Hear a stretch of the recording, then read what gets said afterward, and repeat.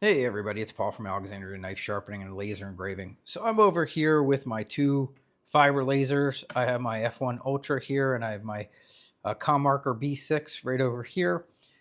A question I have been getting since the day I did the video a few months back, I did an engraving on my own handguns. Ever since then, I get several questions about can either of these two lasers engrave deep enough to meet the ATF requirements for engraving a gun. So if you are into like short barrel rifles is a very common thing. Guys are building their own rifles and the lowers and different parts.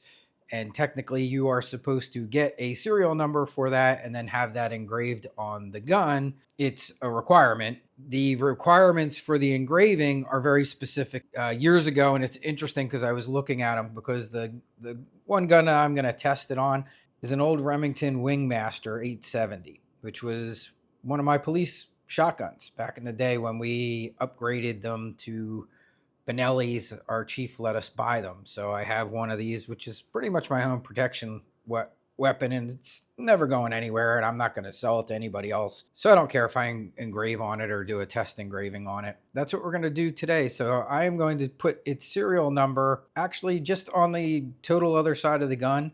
The serial number that's on there isn't even all that readable. It's because this gun was manufactured before they even had the new requirements, which I think came out in around 2002, if I'm correct on that. And now everything has to be 1/16 of an inch in letter height and that 0.003 deep. Now 0.003 isn't really all that deep. It's deep, but it's not that deep. So when I was checking my handgun, which is M&P 40 caliber, the engravings from M&P on there, like the M&P, were very deep. So they were 0.008, and the requirement for this is only 0.003. So a lot less than what the manufacturers are doing. But from what I've also seen, people are making sure they go a little bit more. So, don't go a little bit bigger than 1/16 of an inch on your letters, go a little bit deeper on your engraving than 0.003. So that's what I'm going to do here today, because I mean, I get this question at least a few times a month. The other thing I want to make sure that you are all aware of, if you're going to get into doing this, because if you start laser engraving things, you will definitely get asked to engrave guns. It just comes with the territory. One thing, if you go out and you look, and you might hear different people and you'll hear different people talk about it, and you'll see different videos, and some people will tell you you do need it and some people will tell you you don't need it. But I'm here to tell you you do need it. And I will show you what it says online on the ATF's actual website. But if you are going to engrave guns with serial numbers for other people, for clients, now it's different if you're engraving your own gun. You can pretty much do what you want to your own gun as far as engraving it goes. But if you're doing it as a business, because you started a laser engraving business, and if you get asked by people, hey, can you put these numbers on my gun, and it's usually guys that are making these short barrel rifles and stuff, you need to have your FFL license. Currently, from what I looked at last night when I was researching this, it looks like it costs around $200, and it's a pretty long application, but we'll take a look. Okay, so here is the application for a federal firearms license, and it is 13 pages long, I believe is what it was. It's 12, I'm sorry. It's 12 pages long, and you can see what you have to fill out here, and they got a lot of questions for you. So you just make sure if you're going to do this, this is the beginning form that you're going to need, and you're going to have to fill this out thoroughly and correctly to send this in to get a federal firearms license. I will put a link in the description of this video so you can find that easily. The other requirement that you have to do is you have to take your completed application and submit it like the highest law enforcement officer in your area. I used to live in New Jersey. That would have been like the chief of police in the jurisdiction that I lived in. Now I live in Virginia. Here, it's probably whoever the highest sheriff is in my area of Alexandria, Virginia. So I have to submit the same form that I'm going to send into the ATF to that law enforcement officer with a letter basically saying I am applying for this. It's his responsibility after they get that, if they know anything about you, like you're not a good human being and you are a criminal, to make sure that the ATF knows that. So it's, but it is part of the application process. You have to put who you sent it to, and that, and and that you sent that copy of your ATF application to the chief law enforcement officer of that area. Then expect it to take a little while. So it's probably going to take a couple months. They're going to do background checks and all the other normal stuff on you and make sure that what you're doing is fine and that you are a good citizen, and things go well, you will be issued your FFL, and then you can start engraving firearms. Now, I will tell you this, make sure that it's worth you doing. If you aren't getting requests for it, you want to make sure that, where you live, there's a need for that.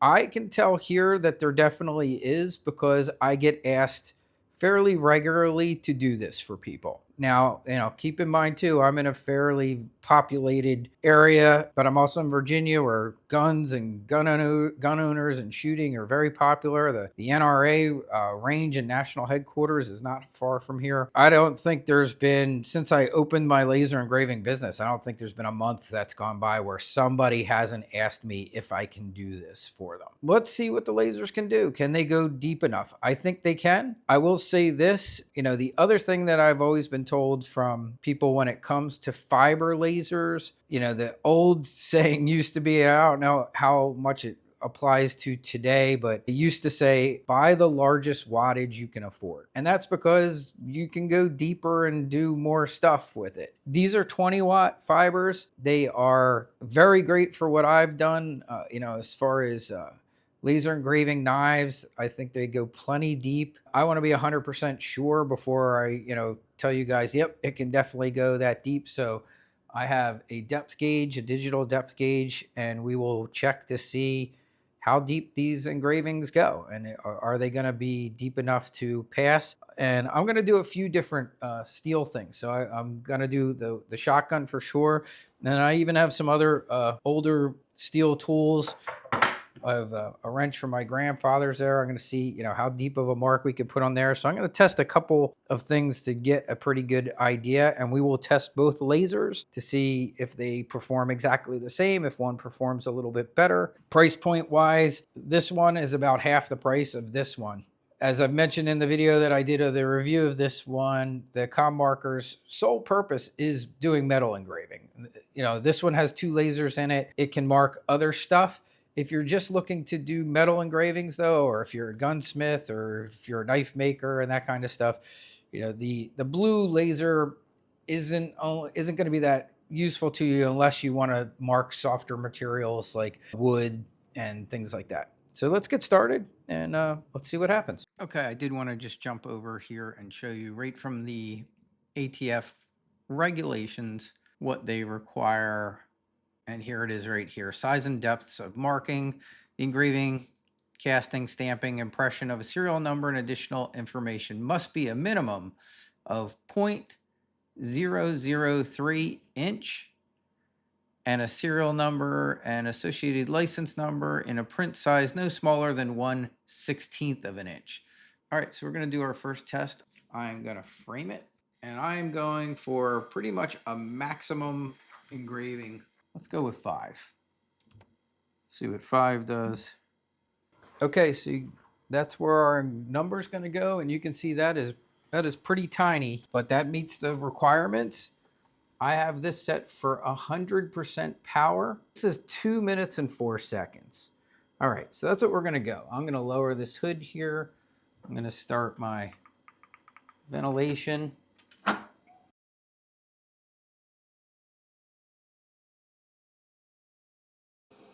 Man, I can definitely feel it.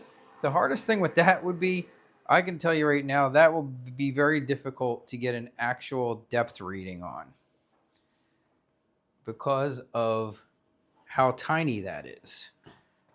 And my depth gauge does have a very small pin, but man, I'm telling you, that would be hard to read. I mean, it looks great, and it's well in there, and you can feel it definitely with your fingernail. Now, I was told also that that's usually what they check, that they want to feel if they feel it with their fingernail. For the size of that, I'm going to go and we're going to increase this way bigger. All right. Just so that we can get an accurate test on the depth. So let's do this again. And this time I'm gonna make one little change. I'm gonna come down here to advanced settings. I'm gonna put it on crosshatch. Now I could change the angle too, is something you can do, but I'm not gonna mess with that right now. We're just gonna do crosshatch. Let's see what our process says.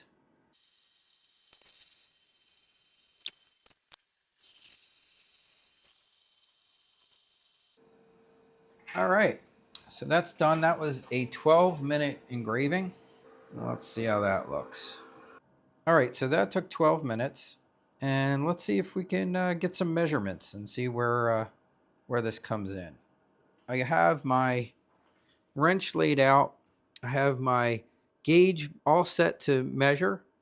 It's zeroed out. I'm on the flat part. So we're going to like go into that V part and see what kind of measurement we're getting there.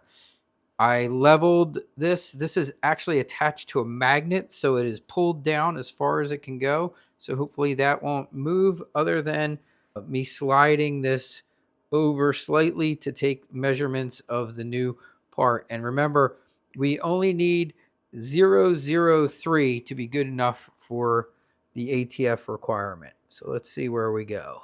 And it's very sensitive, so you're going to see some movement as I move that. I'm going to move this slowly into place.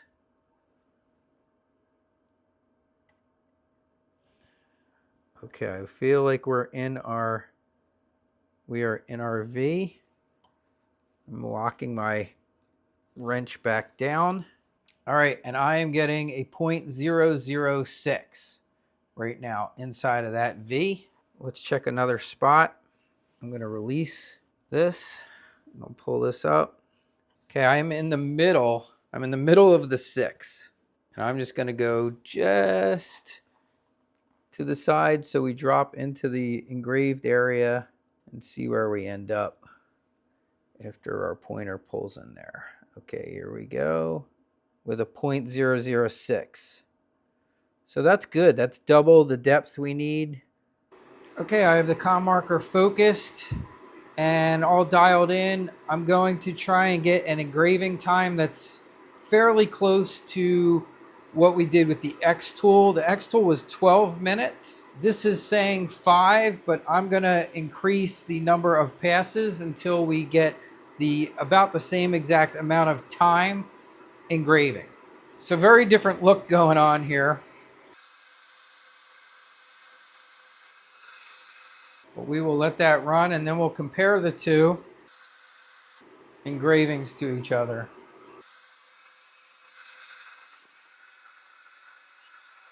I'm just turning up my ventilation a little higher.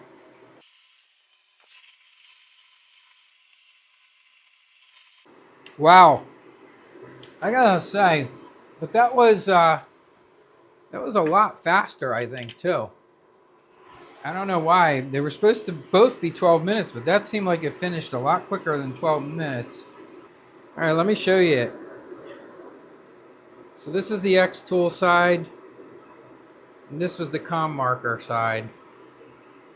And that is very clearly in there. All right, I'm just going to clean this up and let's go take a measurement. Definitely have to make sure everything is locked down. We are in the groove, and I'm reading 4.5.0045, which is good.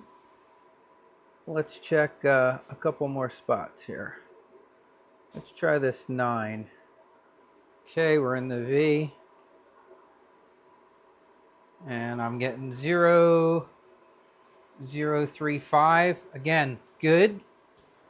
You know, so just for comparison's sake, this M&P that I tested was coming out at .006. Okay, we're leveled in both directions. I'm going to match the serial number from this gun on this side. We're going to try the ComMarker again and see how that comes out.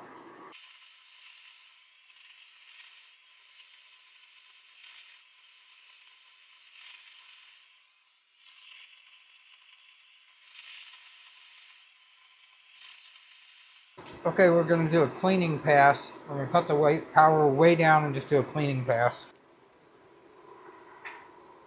I'm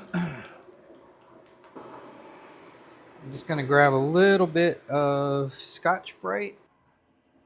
We are in there. 0.005. So that's good. It's got to be 0.003. The question is, can it do it? It absolutely can do it. Can you get by with a 20 watt?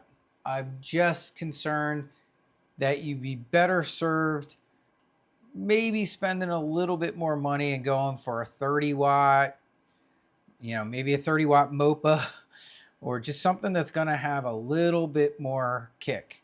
So at 0.005, it definitely did a good job. It's definitely deep enough. My only concern here would be the time. I just feel you might be better served if you can swing that. I think you'd be a little bit happier with that, and I think you're gonna knock a considerable amount of time off of the engraving time. Which, keep in mind, all I did here was the serial number, and that took about 15 minutes. Now for this engraving for the ATF is more than just the serial number. So here is a diagram of what's actually required. And you can see you have the model, the caliber, the serial number, the name of the manufacturer, and the city and the state. I mean, with it taking 15 minutes just to do the serial number, you could be looking at well over an hour. Hey everybody, it's Paul from Alexandria Knife Sharpening and Laser Engraving. So it's Monday morning, the day after I did all of the gun testing yesterday to see about doing laser engravings on guns. And I want to give you my conclusion and where I'm at, because it's very different from where I started at. And I always try and give you guys the absolute best information. I know many of you are following in my footsteps as far as knife sharpening and then getting into laser engraving. Several members of the guild have purchased laser engravers, and they, are following what I do. And this is why I talk about why testing's so important, but you also have to think about how are things gonna impact my business and your current business. I went into this truly believing this is the time. I'm going to apply for my FFL. I'm going to start doing gun engravings. I get asked enough, and this is where I'm going. What I found out was, can these 20 watt lasers engrave deep enough to do what's needed for the requirements for the ATF? Yes. But in my opinion, and for what my needs are in my shop, they don't do it fast enough. To do just that serial number took a good 20 minutes of just engraving time. And that's not cleanup, setup, and all the other stuff that goes along with it. And I showed you from the requirements, the engraving's a lot more than just the serial number. It's the name, it's the place, it's the maker, it's the, all these other things they want on there. And when I calculated that time, I determined that's going to be at least an hour of runtime. Do I want one of my fiber lasers in my shop running for an hour? And when you're doing guns and larger parts, a lot of times you don't have an enclosure to have that in. That means I have to wear safety goggles the entire time. And that's going to really impact everything else that I have going in here, which is a whole lot of knife sharpening. I went into this truly thinking this is the time, but what I'm coming out determining is it's not the time for me. So I am not going to go through with submitting my application at this time. I added a couple more reasons to that I think you guys should consider too if you're considering this. So the other things that you have to consider, you are also allowing people to come to your place with firearms or drop off firearms. And that is a higher level of risk for sure. That is a higher level of concern. You have a responsibility of where you are going to store those.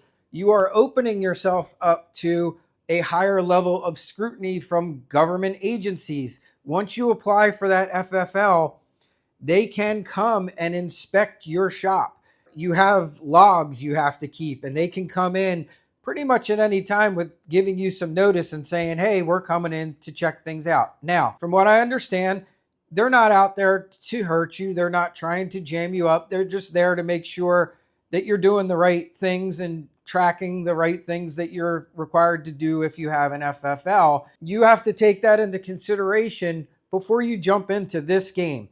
Guns are expensive. Also, if you mess one up, it could cost you a good bit of money if you screw up someone's expensive firearm.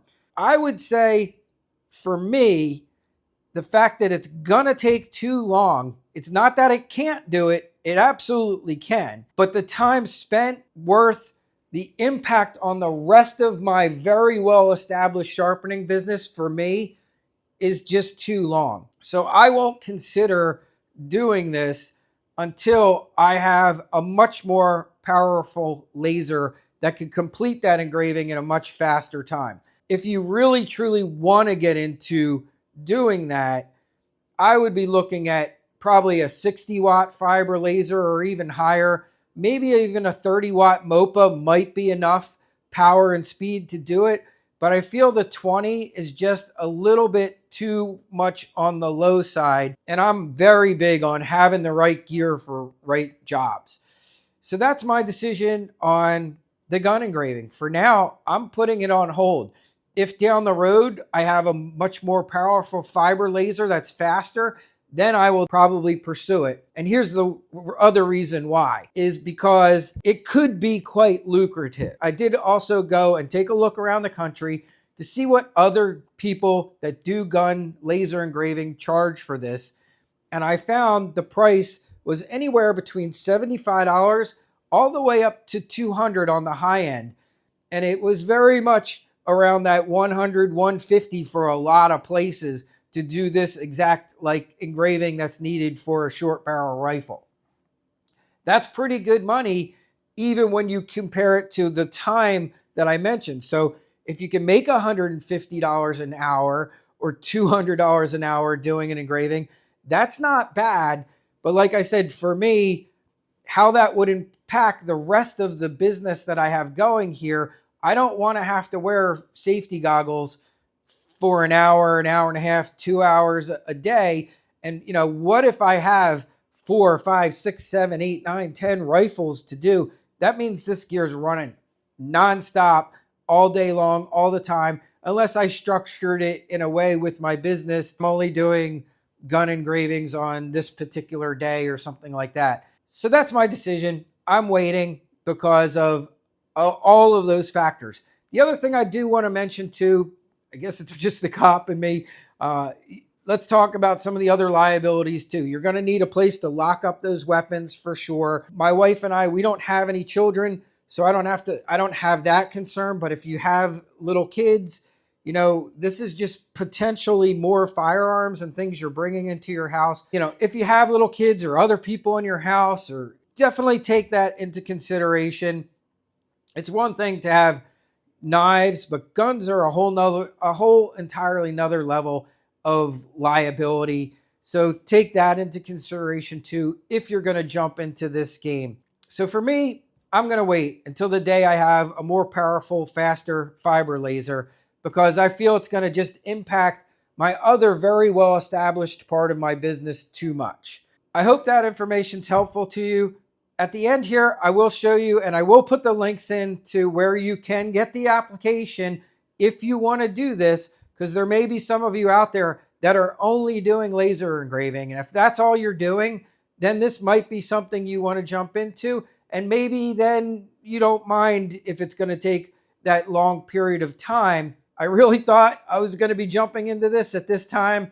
So in the end, this is why we test, because sometimes we find out that something maybe isn't the right thing to do for your business. I'm going to wait on this one. We'll see what happens.